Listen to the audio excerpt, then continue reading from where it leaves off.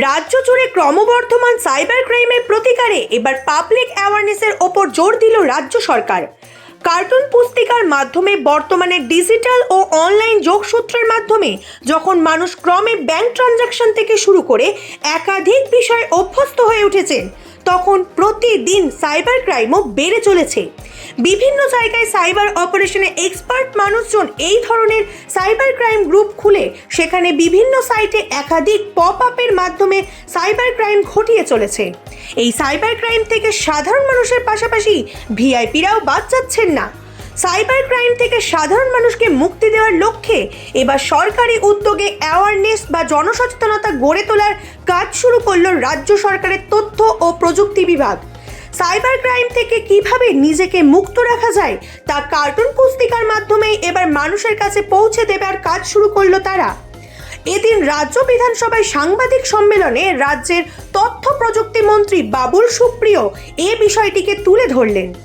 পাশাপাশি কলকাতা ও রাজ্য পুলিশের সাইবার ছেলেকে আরও উন্নত মানের পরিষেবা দেওয়ার জন্য সাইবার এক্সপার্টদের মাধ্যমে প্রায় 3000 পুলিশ কর্মীকে এ বিষয়ে উন্নত মানের প্রশিক্ষণ দেওয়া হয়েছে বলেও এদিন জানালেন বাবুল সুপ্রিয়।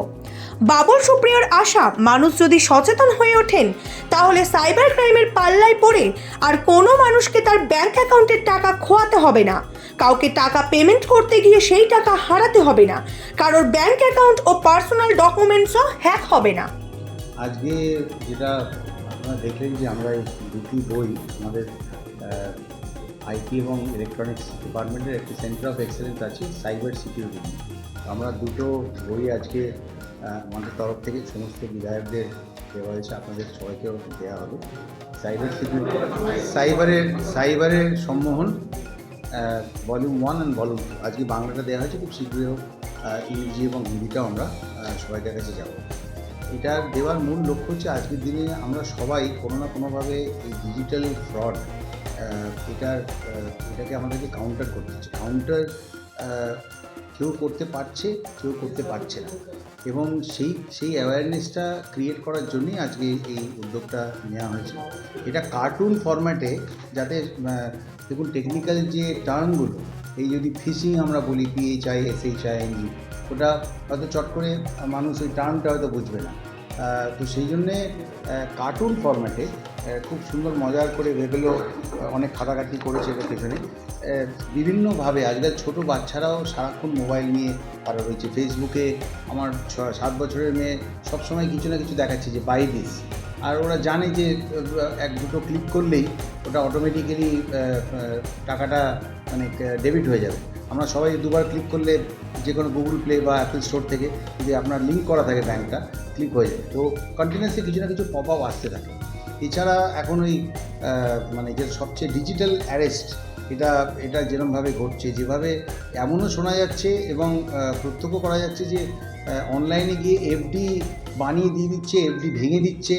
এবং আমাদের জীবনে আমরা যত বেশি ডিজিটাল স্পেসে এন্টার করছি, ডিজিটাল স্পেসে যত বেশি এন্টার করছি, সেটা ক্রেডিট কার্ডই হোক, বাকি সমস্ত আমাদের আইডি কার্ড হোক, ব্যাংকের অ্যাপের মাধ্যমে আপনি ব্যাংকের যাবতীয় যা কিছু করতে পারেন।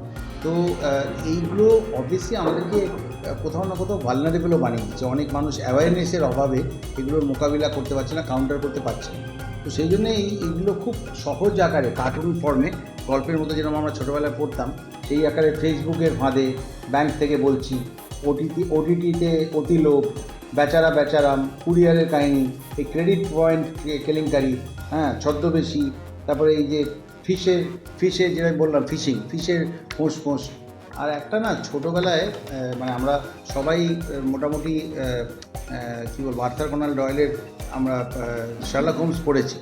শার্লক হোমস প্রফেসর মরিয়ার্টি, যে একজন শিক্ষিত প্রফেসর, সে যেভাবে ওখানে ভিলেন হয়েছিল সেটা সম্বন্ধে শার্লক হোমস ওয়াটসনকে বলেছিল যে দেখো, এমনি ক্রিমিনাল একরকম, আর যারা শিক্ষিত ক্রিমিনাল, যখন শিক্ষিত কোনো মাইন্ড যখন ক্রিমিনাল অ্যাক্টিভিটিতে জড়িয়ে পড়ে, সেটা কিন্তু আমাদের সমাজের জন্য, আমাদের সকলের জন্য অত্যন্ত ডেঞ্জারাস হয়ে যায়। তো প্রফেসর মরিয়ার্টি ওরকমই একজন ক্যারেক্টার ছিলেন। তো আজকে এই ধরনের সাইবার ক্রাইম কিন্তু অশিক্ষিত মানুষ করতে পারবে না, এটা কিন্তু শিক্ষিত মানুষের কাজ।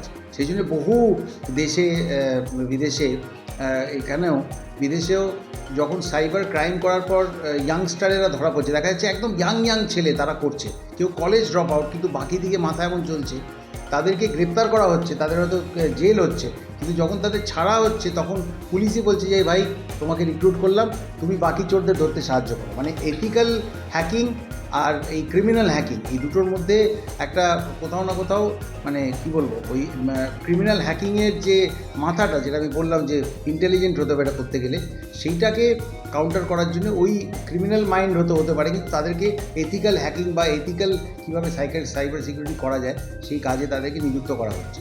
তো সেই জন্য আজকের যুগে আমার মনে হয় যে এই যেমন এইটা আপনার ভলিউম 2টা আমি দেখালাম, ভলিউম 1-এ ভলিউম 2-তে যেমন চট করে বলে দিই, বাড়িতে বসে বড় লোক, হ্যাঁ, আসল নকল, ঋণ রহস্য, হট করে ফোন কত আসে আজকাল, কত রকমের টেকনোলজি হয়েছে যে ফোনে আপনার স্প্যাম মেসেজেস আসবে না, স্প্যাম হোয়াটসঅ্যাপ আসবে না, কিন্তু আমরা কি আটকাতে পারছি? সারাদিনে আপনি দেখুন মেসেজ বক্স ভর্তি হয়ে যায়, কত রকমের অফার। এবং কেউ যদি, যারা মানে কি বলবো সিম্পল মানুষ, তার ফাঁদে পড়ছে, সাইবারে অ্যারেস্ট করে দিচ্ছে বলে পুলিশ এসে আপনার সাইবার অ্যারেস্ট হলো। এবং অনেক সময় দেখা যাচ্ছে শিক্ষিত মানুষও কিন্তু এত অথেন্টিক ওয়েতে, আবার বলছি শিক্ষিত ক্রিমিনাল যেহেতু এই ক্ষেত্রে কাজ করে, এত অথেন্টিক ওয়েতে পুরো ব্যাপারটা করে যে আপনার কোনো একটা সময় মনে হয় যে না এটা ফলস হতে পারে না। আপনাকে এয়ারলাইনের, আপনি এই টিকিটটা কাটুন এয়ারলাইনের, এই অমুক দিনে 25শে ডিসেম্বর আপনি টিকিট কাটলে আপনি 2টো টিকিট গোয়ার ফ্রি পাবেন। এত ক্রেডিবলি কথাটা বলছে, এক জায়গা থেকে ফোন আসছে, আরেক জায়গা থেকে লিঙ্ক আসছে, যে অনেক সময় মানুষ এটা বিশ্বাস করে ফেলে। কারণ এটা তো নয় যে ক্রিসমাসের সময় বা দিওয়ালির সময় এরকম গিফট দেওয়া হয় না। তো সেই অ্যাওয়ারনেসটা বাড়ানোর জন্যই আমাদের মন্ত্রক থেকে এই প্রচেষ্টাটা করা হয়েছে। এবং আমাদের cyber security excellence centre of excellence একটা আমাদের আছে। এছাড়া আপনারা এটাও জানেন যে কলকাতা পুলিশ এবং রাজ্য পুলিশকে আমাদের আইটি মন্ত্রকের তরফ থেকে কদিন আগেই ওয়ার্কশপগুলো শেষ হয়েছে। প্রায় 3000-এর ওপর পুলিশ কর্মীকে আমরা সাইবার সিকিউরিটির উপরে আমরা ট্রেনিং দিয়েছি এবং এই তথ্য প্রযুক্তির ব্যাপারে ট্রেনিং দেওয়া হয়েছে।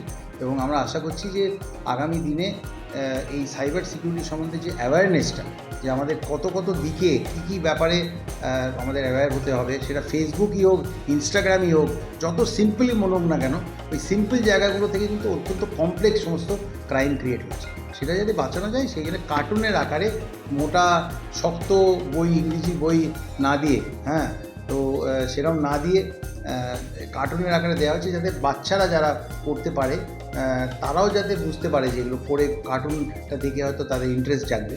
সেইভাবে তাদের ইন্টারেস্টটা ক্রিয়েট করে তারপরে তারা যদি পড়ে, তারা বুঝতে পারবে। তারপরে বাবা মার একটা রোল আছে, সেই রোলটাও তারা প্লে করতে পারবে।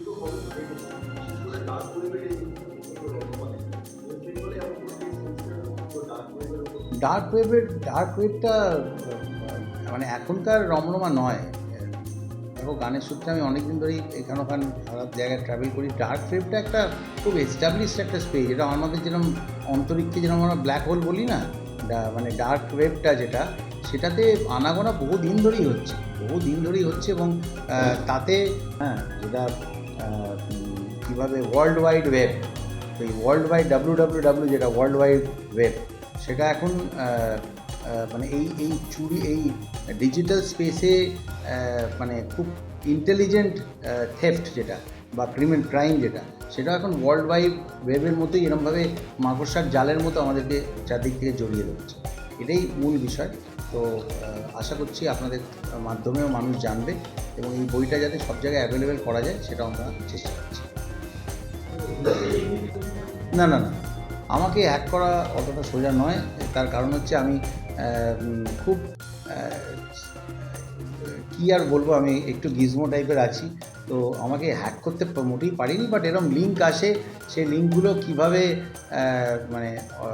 কীভাবে কাউন্টার করতে হয়। দেখুন, মিউজিকে আমরা ল্যাপটপেতে সমস্ত কাজ করি, সেখান থেকে নানা রকমের সফটওয়্যার সমস্ত সারা বিশ্ব থেকে কিনতে হয়, নানা রকমের সফটওয়্যার কিনতে হয়। কাজেই এইগুলো সম্বন্ধে আমরা আইলক বলে একটা জিনিস ইউজ করতাম, সেইটা না লাগালে কম্পিউটারে আপনি নিজের সফটওয়্যারই খুলতে পারবেন না। তো আপনি যদি একটা পাইরেটেড সফটওয়্যার কেনেন, যে আমি প্রো টুলস বা কিছু মিউজিক্যাল সফটওয়্যারের নাম করছি, সেটা যদি আপনি পাইরেটেড কেনেন, তাহলেও আপনি চালাতেই পারবেন না, চলবেই না আইলকে। তো আমাকে হ্যাক করেছে বলে এই উদ্যোগটা আমি নিয়েছি বা করার চেষ্টা করেছিল বলে এর একদমই ঠিক নয়। এটা আমার মনে হয় যে এটা একটা মন্ত্রকের তরফ থেকে এই উদ্যোগটা নেওয়া হয়েছে এবং আশা করি আপনারা মানুষের কাছে এটা পৌঁছে। ব্রাউজারের নাম যদি এখানে আমি বলে দিই 2-3টে, তারা তো এইটাই তো বলছি, তুমি এমন প্রশ্নটা করলে ভালো প্রশ্ন, কিন্তু আমি যদি জবাবটা দিয়ে দিই যে কোন কোন ব্রাউজারের উপর আমরা খেয়াল রাখছি, তাহলে তো মানে ওটা তো ওপেন করে দেওয়া হবে। কাজেই যা রাখা হচ্ছে সিক্রেটলি রাখা হচ্ছে, কিন্তু দেখো সবচেয়ে ইম্পর্টেন্ট যেটা আমি মনে করি, যে আমরা সবাই মনে করি যে অ্যাওয়ারনেসটা ইম্পর্টেন্ট। খুব পলিশড ওয়েতে যে তাদেরকে বোকা বানানো যেতে পারে, এই ব্যাপারটা থেকে বাঁচানোর জন্যে, এই অ্যাওয়ারনেসটা ক্রিয়েট করার জন্যই কিন্তু এই বইগুলো, এটাই ওটার মূল উদ্দেশ্য। হ্যাঁ।